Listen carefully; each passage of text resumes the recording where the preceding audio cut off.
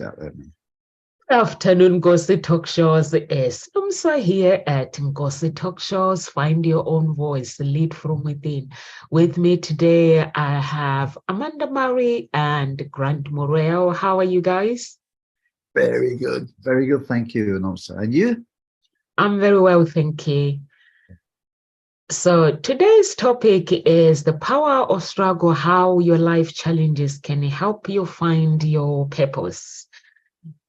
We all go through challenges in life, and along the path, we often encounter various challenges that can test our patience and can push us to the limit.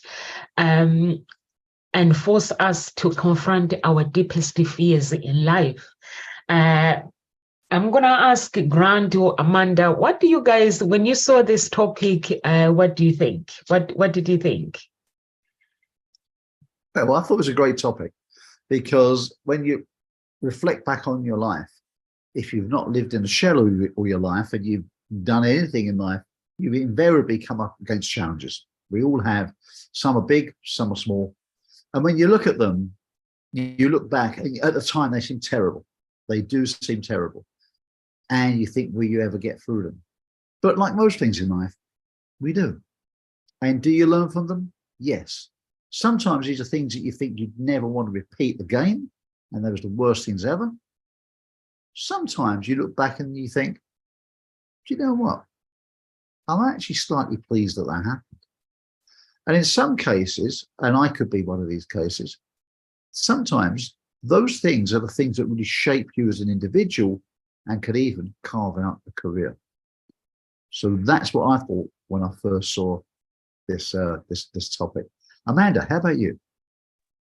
Yeah, I really like the topic because sometimes we think of struggle as like a negative, and really once you come out the other side of it, you can almost always see how much growth you've had. And you look back and you're like, wow, I have overcome so much. And so sometimes when we view these challenges as negative, it's actually like a positive in the end when you look back, because hindsight is 2020. And there's something we talk about in the classroom and we're trying to instill in children is like that ability to fail forward, because we actually learn more through failures than we do when something is really, really easy. So when we have to struggle a little bit, we also are more proud of ourselves and that we've overcome that. And I know even for myself, like I look back on my university career and I'm like, the first degree, I basically just like sort of went to class. I looked at the textbook when I needed to study, and I skipped a whole bunch of class to go snowboarding. And I didn't really try that hard, but I got my degree and I got my expensive piece of paper.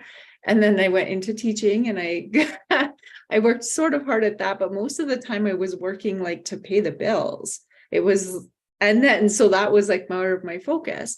But then when I started teaching and then I got into my master's, I had to work my butt off to get that one done. So that one I was like really proud of, and I worked really hard, and I was like had to overcome so many things in order to achieve that I was so much more proud of myself for overcoming that struggle. Because when I started my master's, I ended up going through a really toxic divorce with a narcissist, having a toddler, like getting pregnant in my first course, having a toddler, and then like trying to solve my divorce while finishing my master's while working full time. And so having to overcome that, now I look back and I'm like, if I can get through that, then I can overcome any challenge that life sets at me.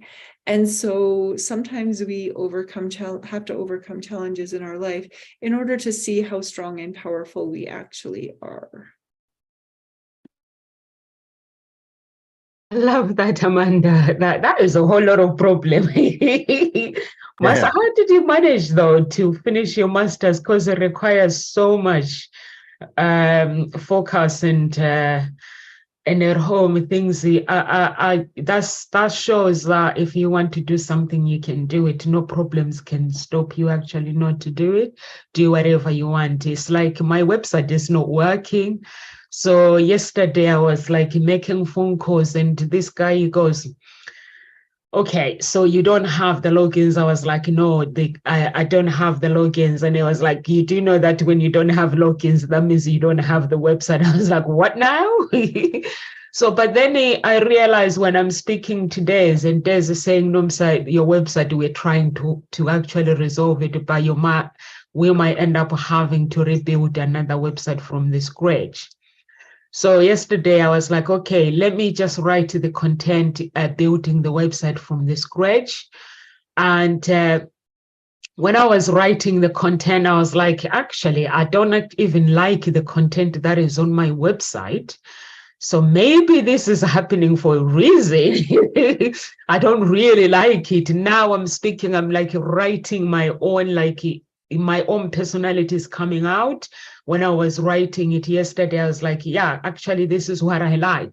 And those who have a website, make sure you have a backup website, a stage website, because I don't have that. I've lost all my information because I didn't build a stage website. Apparently, you have to have it in case if the main one falls apart, and then you have something. Do you have a stage one, Grant? My web designer has it. Yeah. He has all that stored. Yeah. He has what? He has it stored. He has it kept. Oh, okay. Yeah, you have to have those checks in place, really. Yeah.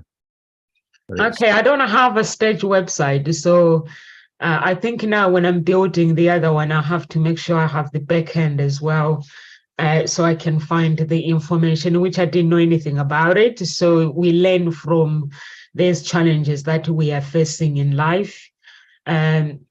So I'm just interested to find out more about Amanda's story, writing your master's, and final. What was it? Your final year when you were actually going through your divorce? Yeah, so I think I had about 2 or 3 classes left when I decided to finally leave, and I was working full time, but I actually had applied for a PIF, which was like a professional improvement leave.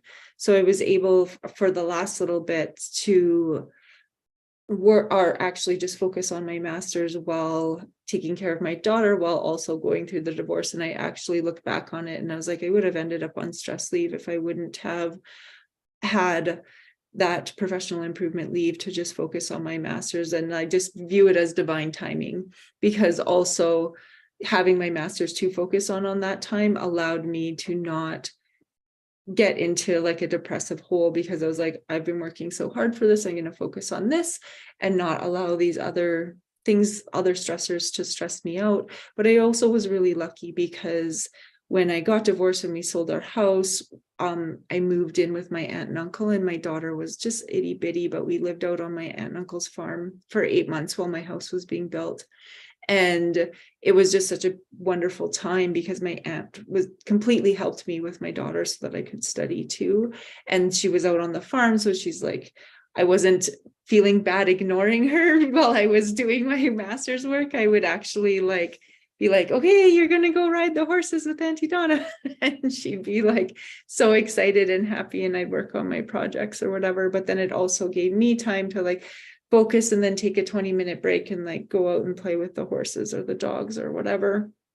And then too, just having that time to decompress where I don't have to worry about all of these other things. I just view it as really, really lucky to have that divine timing, but also to have my aunt as a support network, because even when I was doing my master's before, and I would, because I'm a teacher, I would do some courses in the summer. She would actually take care of Ella in the summer for me too, so that I could take some courses then. So it was support, it was my drive and focus, and it was also just like some divine timing things that allowed me to be able to finish.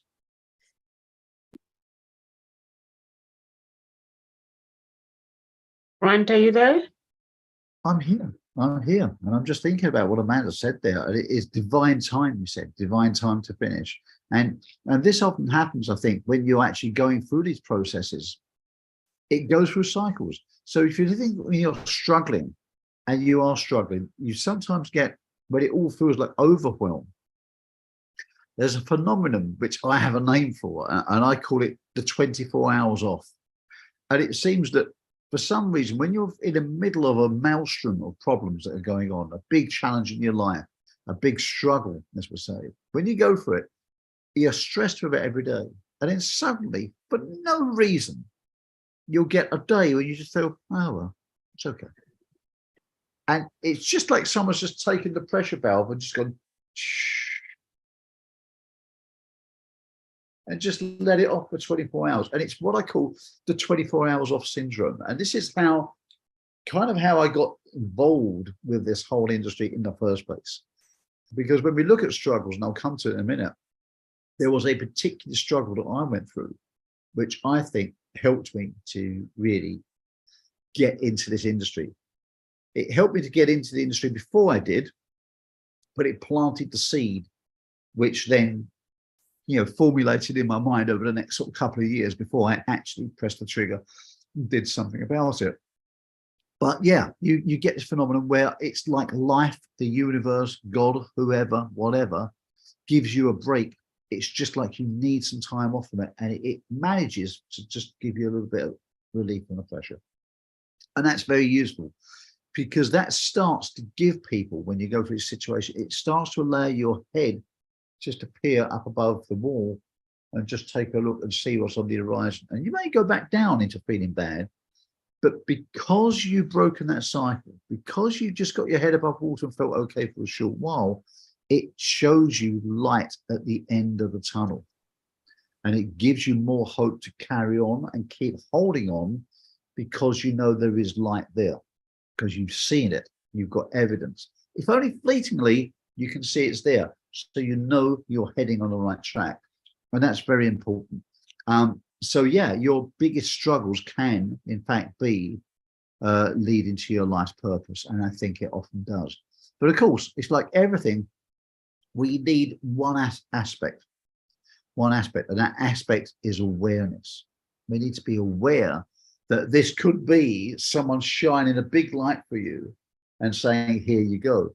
So I don't know if any of you are listening out there on social media now, you're listening to us and you're thinking, yeah, you know what, the same things always happen to me. Because if you are, I'm probably talking to you now, because in fact, I'm probably talking to every one of us, and including myself.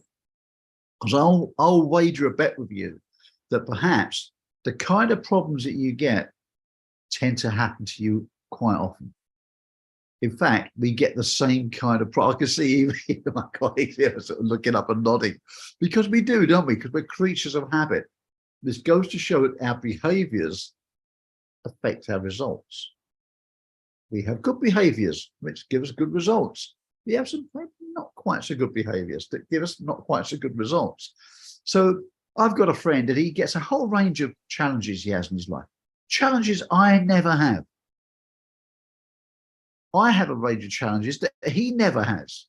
Why? Because we're different individuals and we tend to get ourselves into the same problems. Or if anybody ever remembers those wonderful old silent movies, Laurel and Hardy, he would say, that's another fine mess you got me into, Stanley.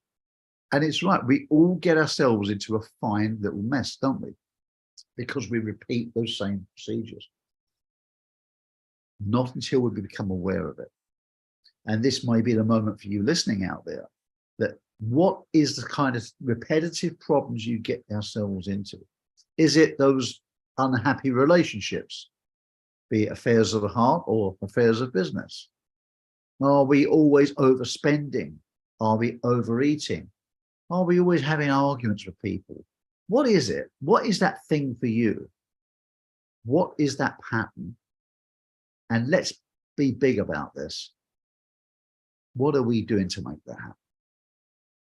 What is it that we're doing? What's our contributing factors that we could, if we become aware of it,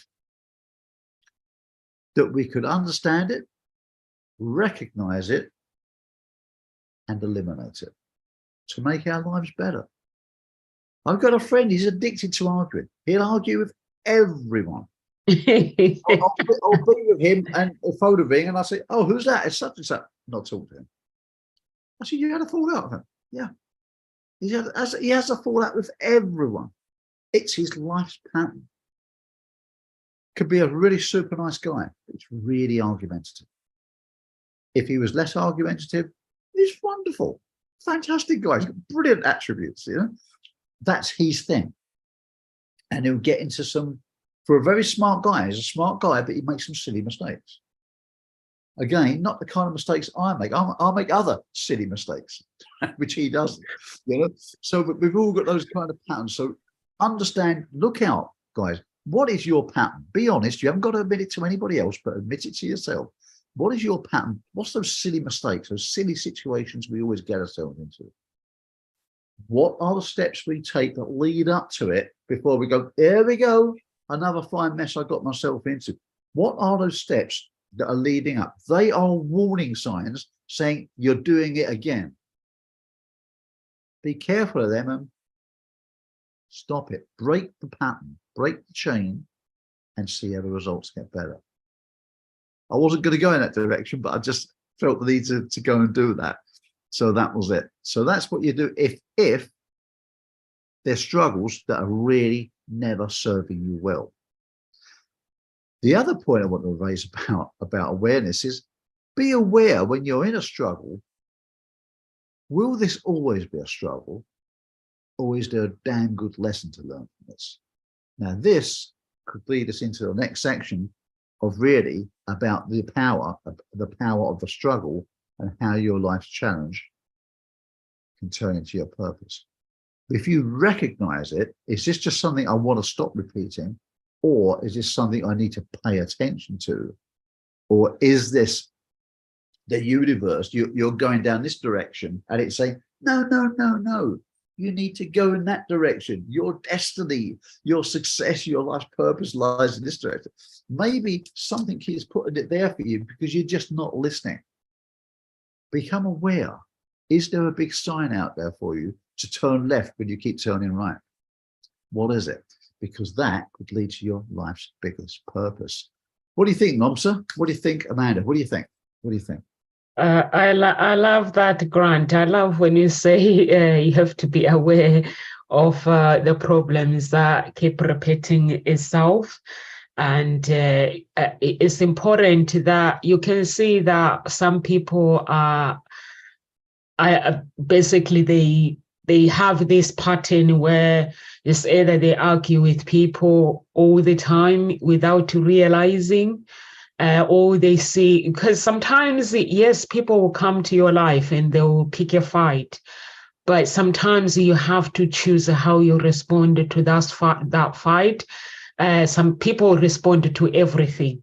So for me, I am aware that when people come into my life, there are some fights that are mine. There are some arguments that I don't need to get involved in them. So I am aware of that. And also you have to look at your generational, the pattern with your parents. You have to look at the pattern with your family, because that can happen. It can happen over and over and over. I saw that my dad got married. My dad divorced my mom, and then she got married to my stepmom. And my dad is the only child, and they loved each other. My grandmother and my dad were very, very close. And I remember one day, my grandmother wouldn't expect any argument, and then my dad, my stepmom had an argument with my grandmother, and my dad was like, "You have to go," telling my grandmother to go. My grandmother went and lived with her sister, but because my dad loved his mom, and then she went, and then she asked if she can stay there, and she was staying there all the time, my dad, to visit my grandmother. But then when my grandmother died, I saw that pattern again. It was moving to us. the children, now her grandchildren. That pattern, it was something that was there with my dad, and now it was now moving to us. And then I was like, no, I recognize this pattern, and the people will be like the rejection. So it will come as a rejection, and then you have to cut those codes. But some people, they don't know, because people talk about the universe, they talk about the paradigm, but they don't know how it works. So you have to understand, yes, like Bob Proctor, like the way, Amanda, you done the training with them. I know they talk about how you can create your own paradigm. But when you create your own paradigm as well, you have to understand how the universe works in a negative way and in a positive way. You have to have all those two options so you can understand that not only, yes, you can create your own life, how you want to respond to the struggles when they come. How can you actually erase them, cut them off from your life so that that thing, it doesn't keep repeating itself. It doesn't keep repeating itself. Like myself, I was homeless. For a few months, I couldn't find a house, and I became homeless. Basically, when you can't find a house, even if you've got money, and that means you become homeless. And then after that, I was writing my exams at the same time. And then I'm finishing my exams, and then everything, I could see the problems are coming, the problems are coming. Then I was like, okay, hang on a minute, what is going on? But then what I did, I had to look at when I'm making decision, at the moment I make a positive decision, I'm being challenged. So I was like, oh, okay, so that's how your universe work. So I have to understand when people say God, God, God, God, there's another negative energy that comes in trying to stop you. So instead of me looking at people, I made a decision actually. I was like saying it out loud. I said it out loud. I was like, hang on a minute, I'm tired of this problem. If I didn't know, I wasn't praying or fasting, I'll be blaming people. So I was like, actually, it's not people, it's the energy. The moment I started saying out loud and challenging that energy, he was like, you are bonkers. I could hear the energy, like something like thoughts saying, you're bonkers, you're very smart. And then he just moved away, because I could see that why am I having all these problems every time I'm making a decision, somebody will come and challenge me. So I was like, I could have easily became like Grant, you're saying, like your friend who goes around and fighting everybody. I could have easily became that person, but I was like, actually, is the energy. When I'm bringing a good energy to me, there's another energy that wants to draw me back to square one. So I was like, no, I'm not going to square one, and I'm not going to blame people. So I started actually like following what Bob Proctor says and actually reading the Bible. And I was like, this is some kind of energy that I don't want to be involved in. Then I was like, no. And that's how you have to fight, and know that the struggles, when they come to you, they're not just coming, everybody has them. The only problem is we have them in different ways, and they build us. I don't know. What about you, Amanda? What do you think about the struggles? Yeah, I think in any struggle, we always have a choice, right? And so you can look at things and be like, oh, poor me. Or you can look at it as, what can I learn from this situation? And even when you grow up in a very similar situation, so say, for example, you grew up in a home of alcoholics and you're twins, and one of the twins grows up to become an alcoholic, and the other twin grows up to become a very successful whatever they'd become.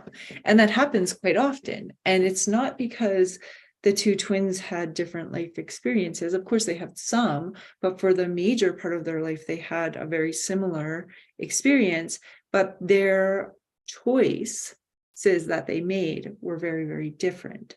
And so in any case, we are allowed, or we get the choice each and every single day to shift our thinking from that pity, poor me, to what can I learn from this situation? And so I think that power of a struggle is really like an opportunity to learn. And when we look at it as an opportunity, that completely shifts our thinking. It shifts our thinking into, oh, this challenge is coming to me for a reason because I need to learn something from this situation. And like Grant was saying, if it keeps coming back over and over and over again, you haven't learned your lesson. And I look on my own life too, and I'm like, oh, I see all of those patterns of where I haven't learned my lesson and where I need to be able to shift that piece. And even when I think I've learned my lessons, sometimes those same things come back again. And it's like, okay, clearly I haven't learned it completely yet because that same struggle is popping up again and again and again.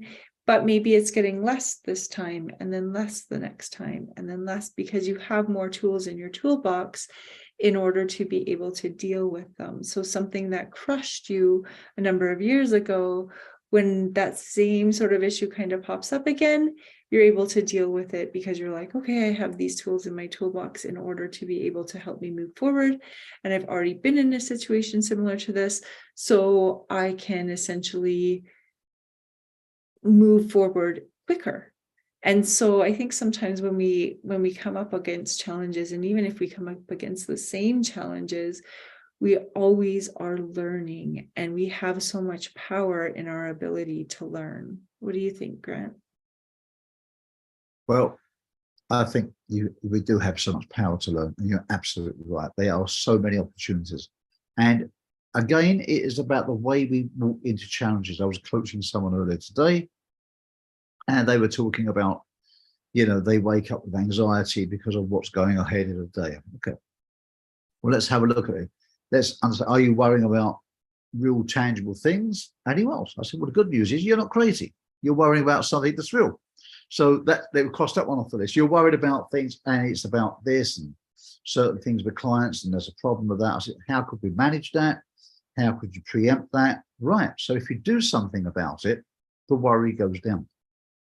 So it goes away, but it comes down to an acceptable level. And the other thing was around money. Effectively, I said, sounds like money. Effectively get enough money. And then we got down to the element of money. It's like, it's bringing new business in on a regular basis. Fine, great, very simple.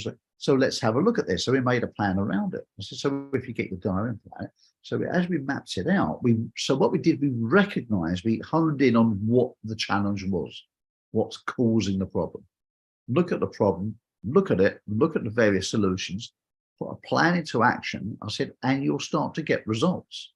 As you do, that worry is just going to disappear.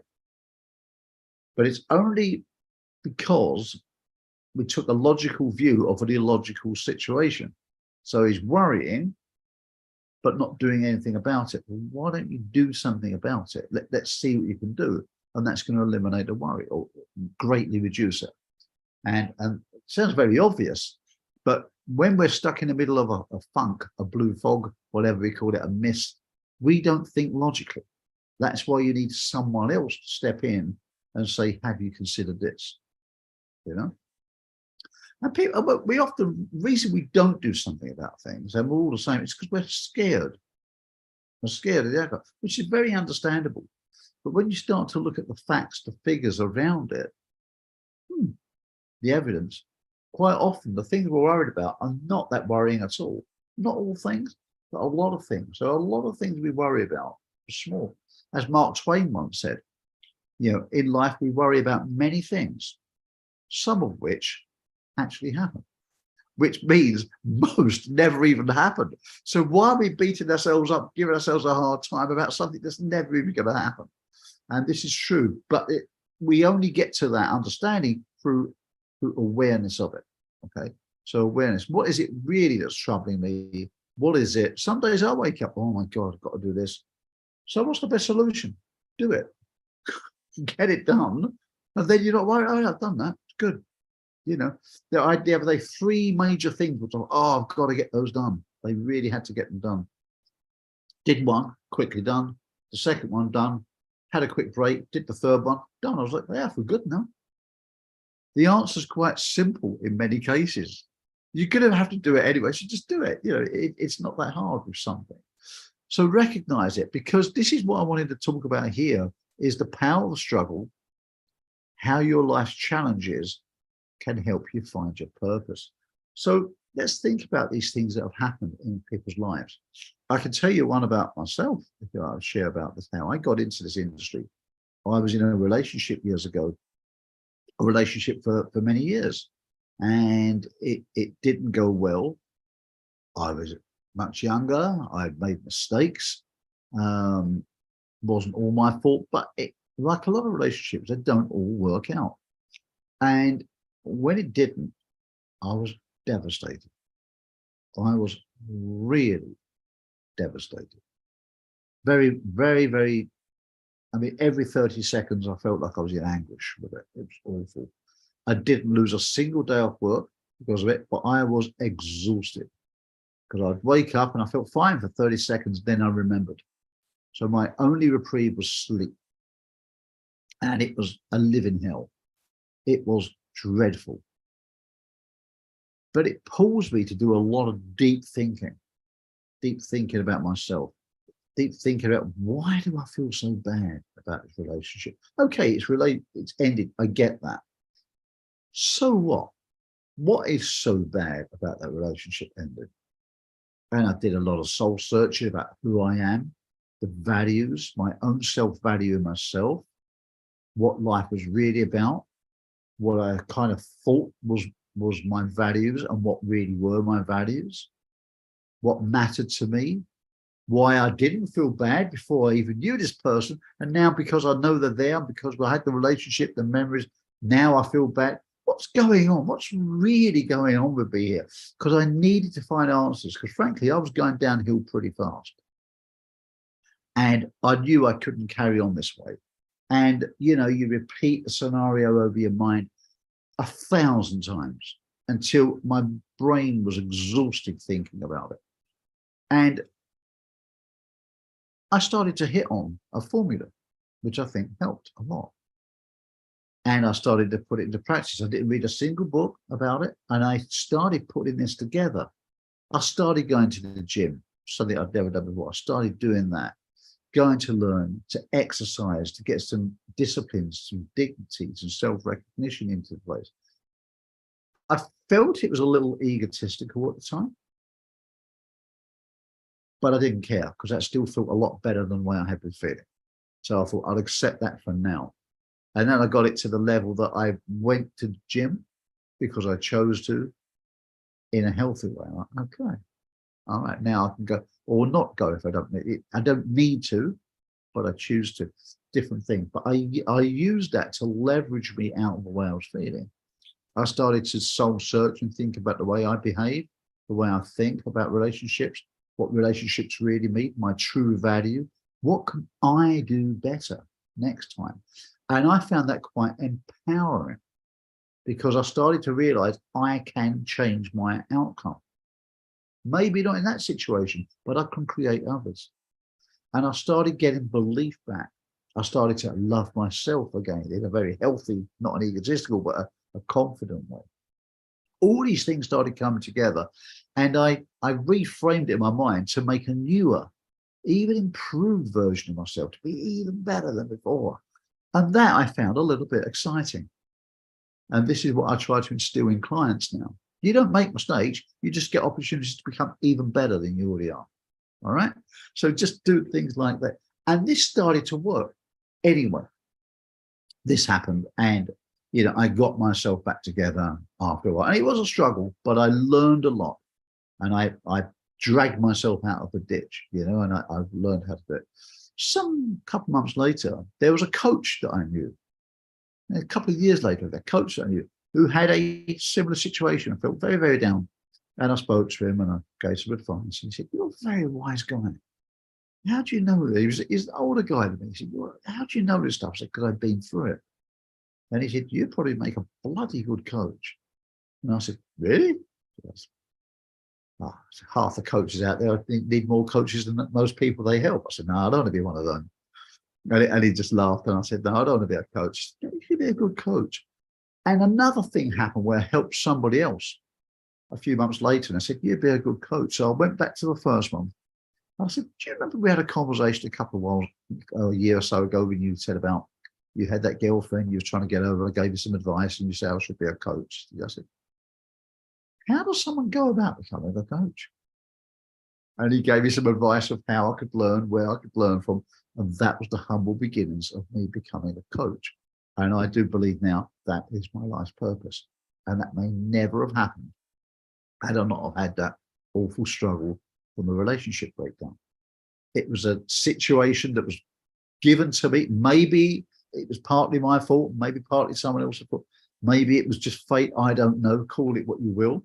But it happened. It landed on my lap, and it was so big that I had to deal with it. I had to find a way out of it. As I said, I was going down fast, and I had to find a way. And I believe I found a formula which helps a lot of people. And this started to get me into coaching. Well, I started realizing that some of the issues we have in relationships affect everything in life. Relationships with romantic relationships, relationships with friends, relationships with family, relationships with ourselves, relationships in business. They're all relationships. It's all about communication. This is why I coach people in communication, because it is, I believe, the cornerstone to everything. And that's how the power of struggle, my struggle, led me to my life's purpose. So there's a real example. So that's why my eyes kind of lit up when I saw the title of the topic. Amanda, what are you thinking? What's going through your mind? Well, I think Nomza hasn't talked for a little bit. Do you have something to add, Nomza? Because I just spoke.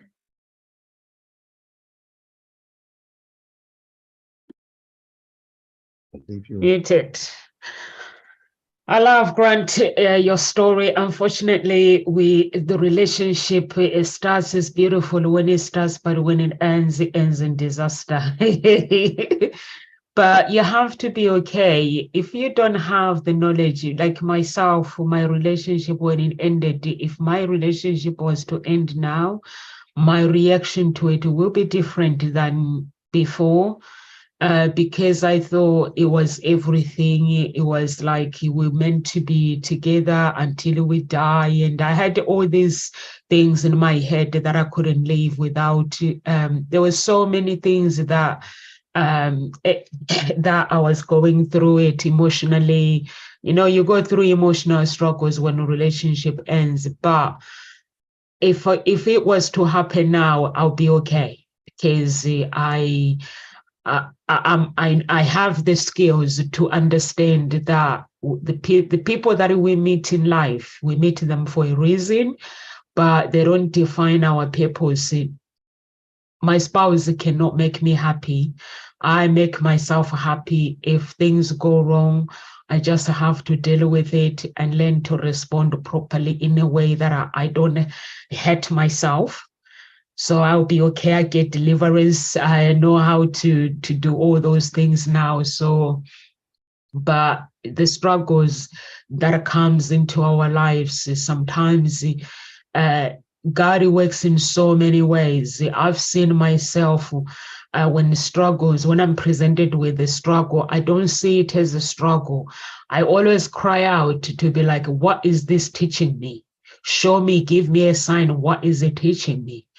And sometimes I find the solution. Sometimes you may find that the struggles that come to us, we don't have a solution for it. We just have to sit back and let God be God, let the universe be the universe, and just walk that path and keep walking the path and rewrite our story.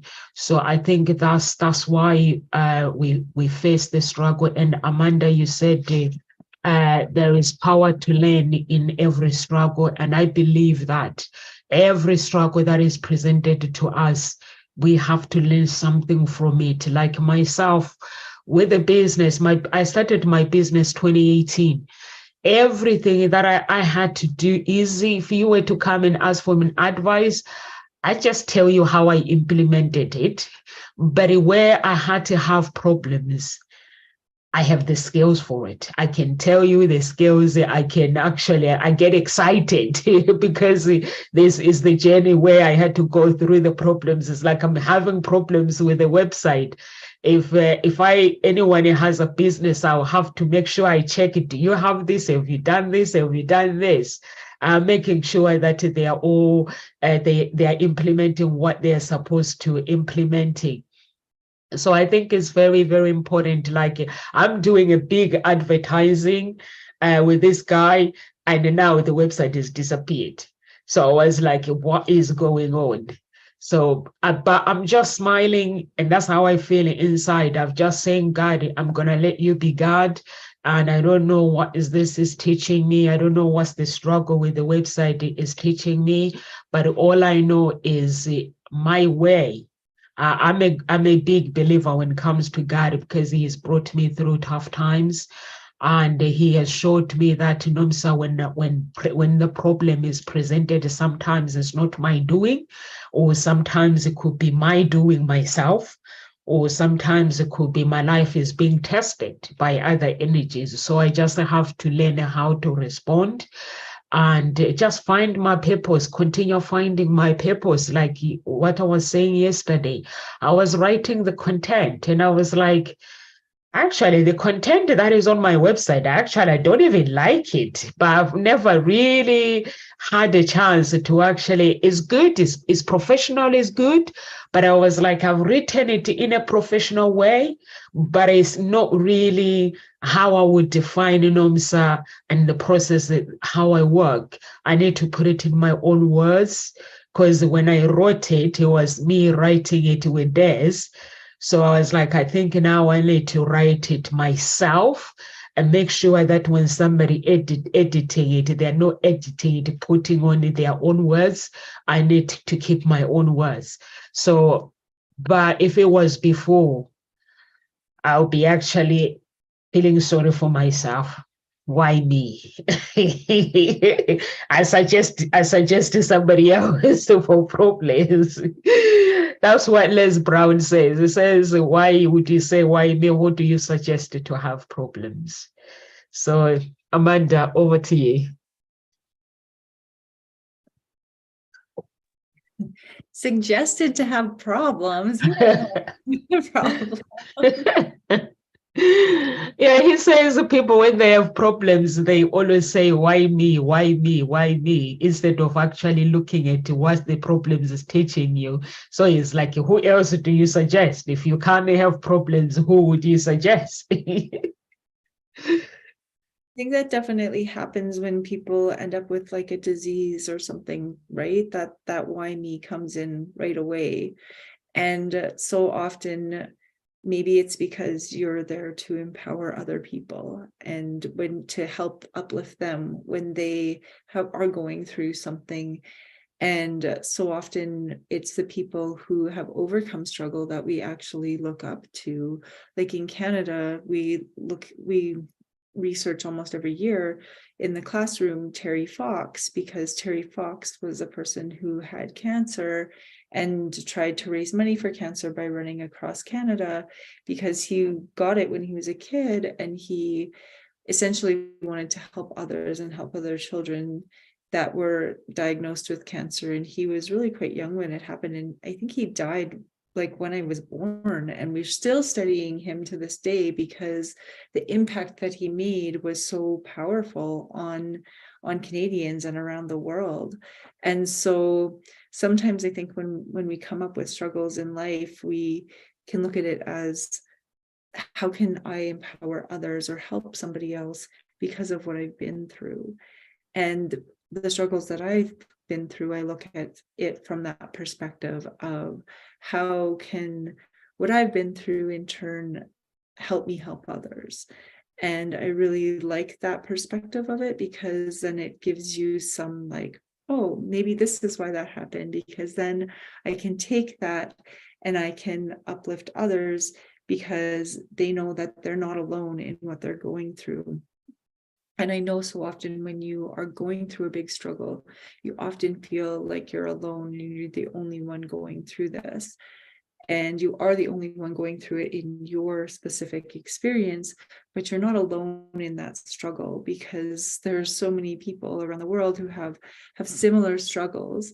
And it's actually when you start talking about it, that what it is that you're struggling with, you start to realize, oh, I'm not the only one. I'm not the only one who's had to deal with a narcissistic ex. I'm not the only one whose ex isn't paying child support. I'm not the only one who's like, there's so many different things like that you start to realize, or I'm not the only one who struggles with anxiety. I'm not the only one that struggles with addictions in their family, or trying to overcome generational trauma. And when you start to open up and be open about your struggles, you start to realize that, oh, nobody's perfect. Nobody's free from struggle. Nobody is walking through life just a breeze, even though it might look like it from the outside or look like it from their Instagram feed. Everyone's got something that they're going through, and these challenges can actually help us find purpose in our life. Like, if I hadn't been through the struggles I've been through, I wouldn't be speaking here. I wouldn't be writing children's books. I wouldn't be writing my blog, because I wouldn't have anything to talk about. Right? I would be like, I don't know what to say. But for me, those struggles that I've been through, and even the struggles that I see in the classroom, those are things that give me inspiration to be like, how can I help others by going through this, or by watching somebody else go through that? And I think that's one way that we can sometimes just completely shift our thinking when we are struggling with something.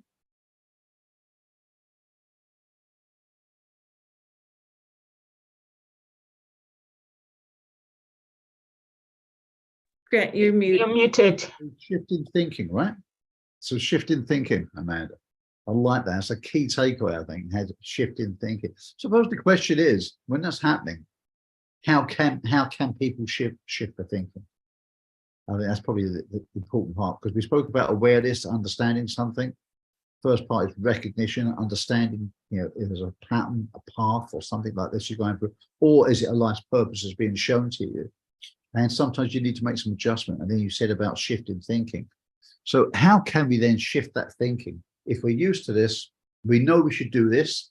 Again, I always say, if you want to make more money, you kind of realize that you should learn how to manage your money better, get a coach or something like this. If you want to lose weight, it probably, in most cases, not all cases, it probably means eating the right food or less of it and getting more exercise. We know that. But why don't we do it? Why don't we shift our thinking? So how can we help people shift their thinking? And I think this is something which I wanted to raise here. When you do it, I think people shift their thinking when they have a purpose to do so, when they have a reason to do so. I had to shift my thinking, go back to the story I said about my situation back then, but because I felt I was going downhill fast. So I had to shift my thinking. There was a reason to do it. So I would say to people out there now, if you're listening, try to think, what would be the positive outcome for shifting your thinking? What if you shifted your thinking and looked at things different? And most of life is the way that we choose to look at things. And again, I emphasize the word choose. We can choose. We can give ourselves permission to choose the way we look at things, the way we perceive things, the way we think of things. We can. So if we did that, what would be the positive outcome to looking at it differently? Or another question you may want to ask yourself is, what would you then be able to do as a result of shifting your thinking? What would you be able to do then that you can't do now with your old thinking? These questions can start to take you from where you are and seeing how fresh, how nice, how free you'd feel by trying to see things differently. And just try for a moment to think of something different. If you think of a problem you're having now or a challenge, could there be a positive outcome from this? We've been talking throughout this session about how things could change, how it could lead to your life's purpose, how it could lead to less stress, how it could lead to more finances if You just recognize it. So if you allow yourself, just for a moment, just try it on for size, to think about that thing differently.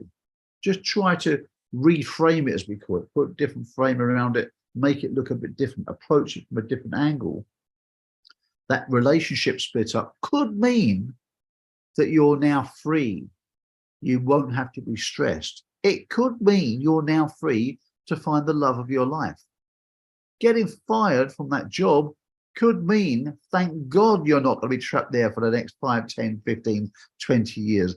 Thank God, it might mean you now have to look for something else, and you may as well take the chance and do that thing that you always wanted to do, but you didn't dare do because of the security of your job. There could be a positive way to reframe it. Try that on for size and just see how that feels for a few moments. If that feels good, that could be a reason to start to shift your thinking. That's what I wanted to say. Nomsa, what are you thinking? What are you thinking?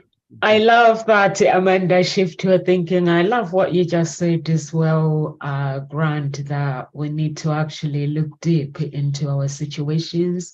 And for me, I would just say, number one, shift your thinking, like what Grant and Amanda said, and unleash your strength as well. Look at your strength and what is shaping your character. Understand your values and your beliefs. And when you are presented with the situation, just look at your character. What is shaping my character? Is this character me, or am I not me? And also discover your passion.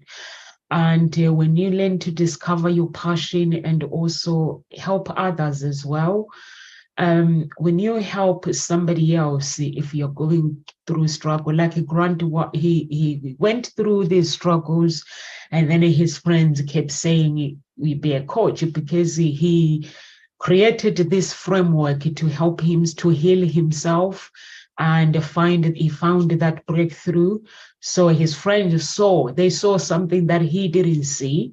So that's why they keep saying, become a coach, become a coach. So I think that's what the struggles are in life. They are there for us to rediscover who we are, so we can move forward and help others. Everyone has a purpose while they are here. No one is just here to feel sorry for themselves. So you just need to find out what is your purpose and unleash that purpose and become who you are meant to become. And the struggles don't define you. So that's what I'm going to leave you. Amanda and Grant, do you guys want to tell the audience who you are and when they can find you, please? Where they can find you, please? My name is Amanda Cottrell. I am a teacher and an author out of Calgary, Alberta, Canada, and I love to empower people to find their own unique creative gifts within themselves.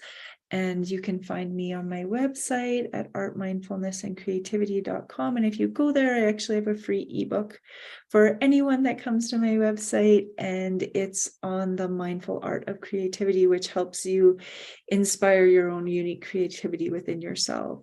And so if you check me out on my website or also on all social media, it's the same, Art, Mindfulness, and Creativity. Grant? Thank you, Amanda. Well, yes, that struggle did lead to my life's purpose. And as such, I am Grant Burrell. I am a coach. I'm an international speaker, coach, trainer, and an international best-selling author. And yes, over the last 20 years, myself and international teams have helped thousands of individuals, companies, and organizations across 15 plus countries now. We've helped them to increase profits by up to 200% in just a few short months. We've helped them to lower stress, have more time and more fun and fulfillment by working with a team. And everybody does have a team. The systems, the mindset, and the strategy, so that they can live a life of happiness, fulfillment, and purpose, and to create a lifestyle and a business that can become a legacy for generations to come. You can find me on Instagram. You can find me on all the social medias. But Instagram is grant.morell at Instagram.com. You can find me on LinkedIn. You can find me on Facebook, Twitter. You can find me everywhere, and you find me on the show. But reach out. If I can help you more, reach out, and I'd love to help you. But that's who I am. That's what I do. And that's my life's purpose. Nomsa, over to you. Thank you so much, Grant and Amanda. Please, if you're watching us on YouTube, please subscribe to our channel.